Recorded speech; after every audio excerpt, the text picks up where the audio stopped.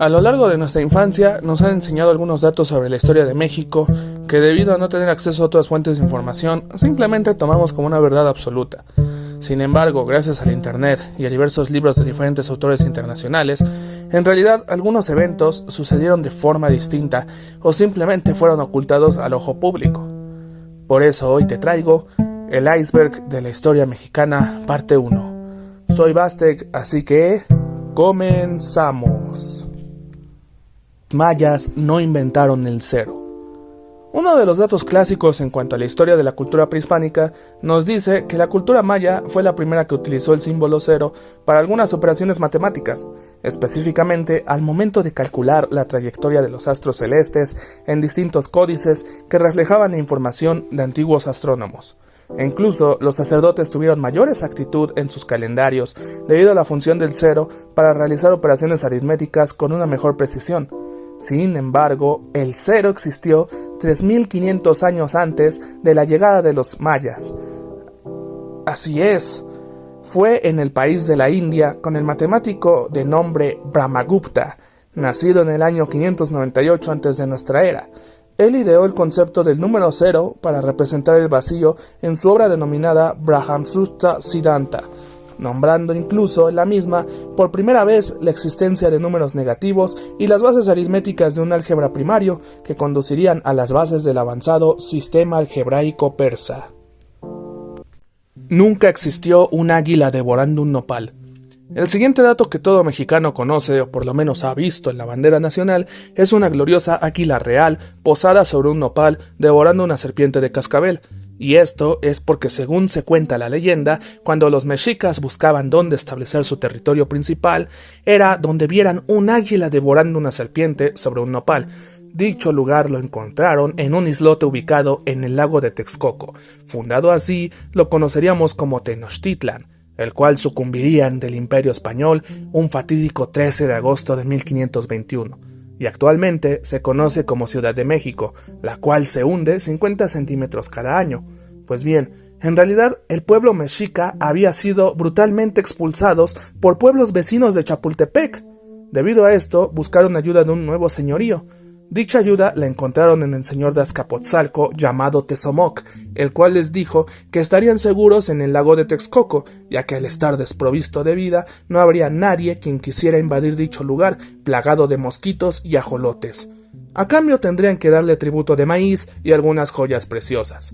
El águila, al parecer, solo era una metáfora del dios Huitzilopochtli, el nopal el corazón de su primo, el dios Copili, y la serpiente en realidad era un reflejo de sus antiguos enemigos siendo derrotados por los mexicas. Miguel Hidalgo quería el regreso de Fernando VII.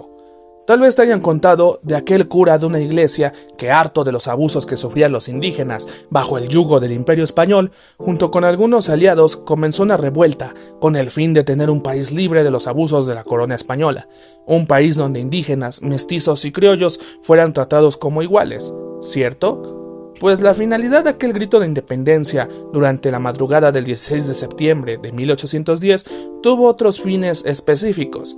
En aquel grito, originalmente Miguel Hidalgo dijo lo siguiente: «¡Viva la religión! ¡Viva Nuestra Madre Santísima de Guadalupe! ¡Viva Fernando VII! ¡Viva la América! ¡Y muera el mal gobierno!», gritó Hidalgo, a lo que el pueblo respondió: «¡Viva la Virgen de Guadalupe! ¡Y mueran los gachupines!». Es aquí donde vemos que Miguel Hidalgo solamente quería una nueva España gobernada otra vez por Fernando VII, porque este último había sido derrocado por Napoleón Bonaparte y su lugar había sido ocupado por Joseph Bonaparte, el hermano menor de Napoleón. Una vez que sucedería esto, él quería tomar la posición de virrey en un imperio español americano. No sería hasta su fallecimiento en 1911 que José María Morelos y Pavón le daría un giro completo al nuevo objetivo de la independencia, llegando así a formarse un México independiente en 1821. La esclavitud de las haciendas henequeneras. Muchos pensarían que los trabajos forzados y la esclavitud sucedían únicamente en Estados Unidos, en las tenebrosas y terribles plantaciones de algodón ubicadas en Virginia, lugar de 1 millar de relatos sobre homicidios, torturas hacia las personas de color y una vida digna de un calabozo medieval. antes de que llegara el movimiento abolicionista, que liberaría a cientos de miles de la tiranía establecida por George Washington y terminara con Abraham Lincoln. Pero en realidad, aquí en México sucedió lo mismo, solo que dicha actividad era completamente legal. Aunque desde la independencia de México la esclavitud se volvió ilegal, en 1860 se crearon las aterradoras haciendas henequeneras en el estado de Yucatán, lugar donde los indígenas y personas de escasos recursos eran obligados a trabajar hasta 16 horas seguidas, sin descanso, e incluso teniendo niños de entre 5 y 12 años trabajando para sacar metros y metros de nequén de las plantaciones calurosas de maguey que servían como cuerdas para hacer ropa, bolsas y cuerdas para detener los navíos estadounidenses. Aquí la gente se creaba una deuda impagable en las llamadas tiendas de raya, y por si fuera poco, eran obligadas a vivir en pequeños cubículos de 2 metros por 3 metros, sin derecho a tener alimentos después de las 8 de la noche. Dichas haciendas esclavistas terminarían con el inicio de la Revolución Mexicana.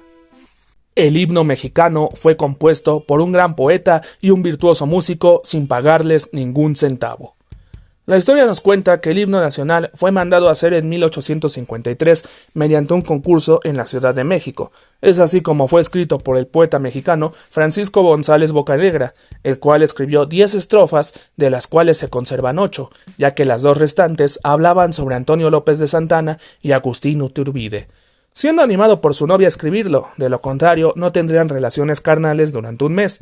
Es así como después de 4 largas horas escribiendo en su habitación, le pasaría por debajo de la puerta las estrofas del futuro himno nacional, y se ganaría un año completo de relaciones maritales sin descanso alguno. Pero a pesar de esto, el gobierno tacaño no le pagó ningún centavo por haber ganado la convocatoria. A la par de este truculento suceso, faltaba el sonido que acompañara al himno. Y como en ese entonces no había ningún mexicano que supiera escribir y componer sinfonías, es que tomaron la ayuda del ciudadano español Jaime Nuno, el cual compuso la musicalización del himno, y como agradecimiento, Antonio López de Santana solo le regaló una caja de habanos y un título honorífico. El Tratado de Bucareli, dándole poder al pueblo estadounidense. Un periodo demasiado oscuro en la política mexicana sucedió después de la Revolución Mexicana, puesto que el país estaba en una crisis económica de proporciones colosales. Debido a esto, el infame presidente de ese entonces, Álvaro Obregón, necesitaba apoyo financiero por medio de la creciente industrialización petrolera. Sin embargo, para conseguirlo, no se le ocurrió otra opción que concederle favores indescriptibles al gobierno estadounidense. Fue así como en 1921 se firmaría el tratado que proponía cosas absurdas, como entregar concesiones y activos de hectáreas para uso exclusivo de ciudadanos estadounidenses sin necesidad de pagar impuestos, aprovecharse de los recursos naturales sin necesidad de otorgar cuentas al gobierno mexicano y, sobre todo, vulnerar la seguridad nacional al permitirle el paso al ejército estadounidense para poder transitar libremente en suelo mexicano. A pesar de que este tratado solo duró 4 años, terminando en el gobierno de Plutarco Elías Calles, fue un parteaguas para renovar las leyes sobre la extracción del petróleo a nivel nacional, lo que ocasionaría que cierto recurso fuera desaprovechado por una empresa paraestatal hasta nuestros días. La masacre de ciudadanos chinos en territorio mexicano. En la Revolución Mexicana ocurrieron hechos sumamente atroces. Las cabezas de los civiles y los caudillos rodaban por el suelo, se vendían personas a diferentes ejércitos, los niños eran obligados a trabajar de sol a sol y las niñas y mujeres eran utilizadas como ayudantes para satisfacer las necesidades cárnicas de los degenerados hacendados y algunos campesinos en las sierras mexicanas. Pero de entre todos estos sucesos, sucedió uno que hasta ahorita, por razones de xenofobia o censura diplomática, el gobierno quiere dejar en el olvido. Dicho suceso es conocido como la masacre de chinos de 1911. Había una comunidad de chinos refugiados desde Cantón, ubicada en la comarca lagunera de Torreón, Coahuila. Dicho posicionamiento se debía a la facilidad de proporcionar tierras fértiles para un buen comercio agrícola, de manera que la gente podría sobrevivir en dicho territorio. Debido a que era un lugar próspero y con muchos recursos, el ejército de maderistas inventaron la falacia de que dicha comunidad apoyaba al gobierno de Porfirio Díaz, tomando esto como una excusa para invadirlos, golpearlos, robarles todas sus pertenencias, ultrajarlos y finalmente ultimarlos en medio de las calles y avenidas principales con un saldo total de 600 fallecidos. Ignacio de la Torre Mier y su amistad con Emiliano Zapata. Antes de la Revolución Mexicana existió un escándalo mediático en la Ciudad de México llamada el Baile de los 41. Dicho suceso es conocido como la redada policíaca ocurrida en 1901 en un salón ubicado en la colonia tabacalera, donde se arrestaron a un total de 42 hombres, de los cuales 21 estaban vestidos con ropas de mujer, porque fue la primera fiesta de disfraces con fines románticos, los cuales estaban prohibidos en aquella época. Se hizo popular entre las noticias al saberse que el número 42 no fue detenido, porque era el yerno de Porfirio Díaz, el acaudalado empresario Ignacio de la Torre y Mier, quien al estar casado con la hija de Díaz, a muchos se les hizo extraño el por qué se encontraba en dicho lugar bailando a altas horas de la noche. Dicho personaje tenía fuertes lazos políticos, entre ellos se encontraba Emiliano Zapata, con el que formaría una amistad inquebrantable. Siempre iban juntos a la ranchería para practicar la equitación e incluso cuando fue arrestado en 1914, Zapata cuidó de Ignacio en la cárcel, proporcionándole alimentos y algunas cosas para entretenerse. E incluso se cuenta que en un manuscrito inédito de su esposa Amada Díaz revela que Ignacio fue sorprendido cromando el rifle de Zapata en la caballeriza de San Carlos Borromeo. Cosa que hasta el día de hoy se especula que Ignacio fue amante de Zapata o si solo eran favores carnales con fines revolucionarios.